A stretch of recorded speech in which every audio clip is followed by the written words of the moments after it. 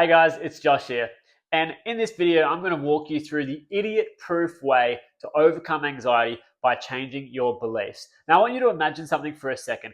Imagine if you were just one belief away from overcoming your anxiety, sorting your mental health issues out, even overcoming addictions. I really believe that all of these issues that we have are based in the mind, and they're based in our belief systems about ourselves. Now, the problem that most people have is that they try to change the outside world. They think that anxiety has something to do with the outside world, when really it doesn't. It has everything to do with the inside world. And in this video, I'm going to walk you through my top-down approach to help you overcome anxiety by changing your beliefs. And even an idiot could understand this, right? So let's just get straight into it. First thing you have to understand, right? I'm going to walk you through this top-down approach. And like I said, most people start from the outside.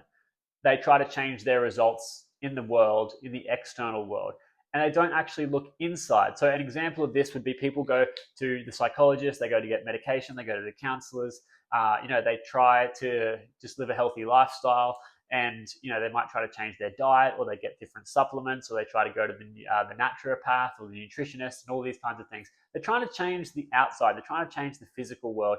Anxiety is not necessarily a physical problem. It can have physical symptoms, but it's an internal problem. It's a mental and emotional problem, and so we need an internal solution. So we need to figure out a little bit more about ourselves and how we actually operate internally. And I'm telling you now, the first thing that you have is consciousness, right? If you don't know me already, my name is Josh Holiday. I'm a meditation teacher. So I have spent the last 15 years of my life getting a very clear understanding of my internal world through meditation. And I can tell you as a fact, the most primary thing that you have is your consciousness. It's your awareness. Now, let me just explain how this is actually a fact, because it is a fact that you could not experience anything in your life unless you were aware of it. Prove me wrong. All right? Prove me wrong in the comments. You couldn't experience anything unless you were aware of it, or unless you were conscious of it. Okay? So that's consciousness. It's the primary thing that we have access to. Right? Now, second, we have thoughts and beliefs. Thoughts and beliefs come second to consciousness. Consciousness is basically your awareness.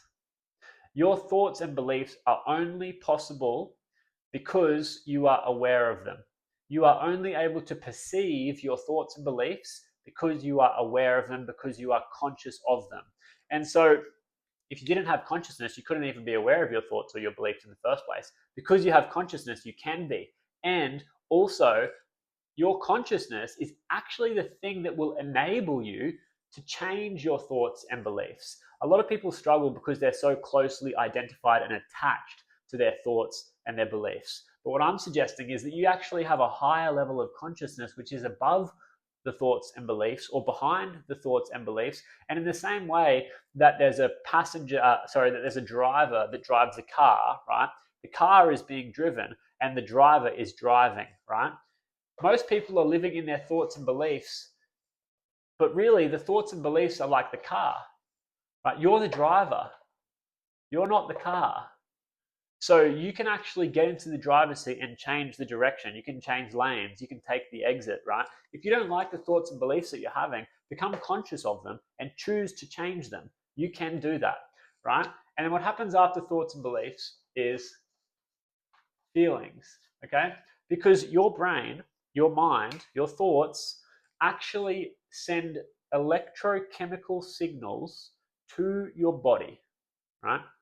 Through these little things which are called neurotransmitters. So your brain and the thoughts in your mind are actually sending electrochemical signals to the body through the nervous system, and those electrochemical signals and those little neurotransmitters are creating feelings in the body because they're signaling hormones. So for example, if you have like negative, stressed out, worried thoughts, you're going to then experience stress in your body because your mind or your brain is going to be signaling the adrenaline, the cortisol, and you're going to have stress in your body.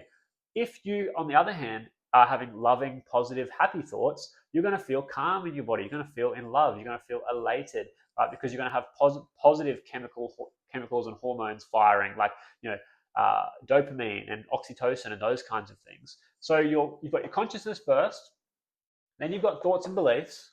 The thoughts and beliefs creates feelings. So how does this actually relate to anxiety? Remember, this is the idiot-proof guide to overcoming your anxiety by changing your beliefs. And so your anxiety is really starting here with your thoughts and beliefs, right? Your anxious mind. And then you get these feelings in your body, you get the symptoms, right? You get the physical symptoms, so the shortness of breath, the clamminess, the sweating maybe, and the tightness, and you get these feelings. Maybe you get sick in your stomach, you feel a bit sick by it, right? So it's these thoughts and beliefs creating these feelings, and the feelings create actions, okay? You have feelings and then you have actions. So for example, if you're anxious, you're going to act like an anxious person. If you're angry, you're more likely to act like an aggressive person, okay? And if you're happy, you're more likely to act as a happy person. If you're in love, you're going to act as a loving person. So your feelings really have a massive influence over the actions that you take, okay? And the actions that you take lead to results, right? So these results that you have basically are the results that you have, right? I don't need to explain that too much. It's pretty obvious, right? But this is where most people fuck it up. They start here, right? And then down here, 6, this is essentially your life, right? So your life is down the bottom there. Now, people, we want to work like this, right?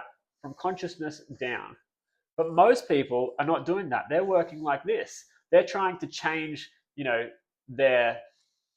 their life first. They're trying to change their results. They're trying to change their actions, but they wonder why they keep having the same issues. It's because their feelings and their beliefs and their thoughts keep going back down to the same thing again. This is what some people will call self-sabotage. It's like you're trying to take the actions, you're trying to do the things, you're trying to change your results, you're trying to change your life, but it's just not working, right? It's because you want to start here, become conscious of what you're thinking, become conscious of your belief systems, because those will then end up creating the feelings that you're having, right? And if you're anxious, you're having these terrible feelings, and I empathize with you. I've worked with hundreds of people who have this, horrible anxiety where they feel sick in their stomach, where they can't breathe properly, and it starts to fuck with their business, it starts to fuck with their career, their relationships with their families, and it can lead to all sorts of, horrible things like addictions and relationship breakdowns, and it sucks.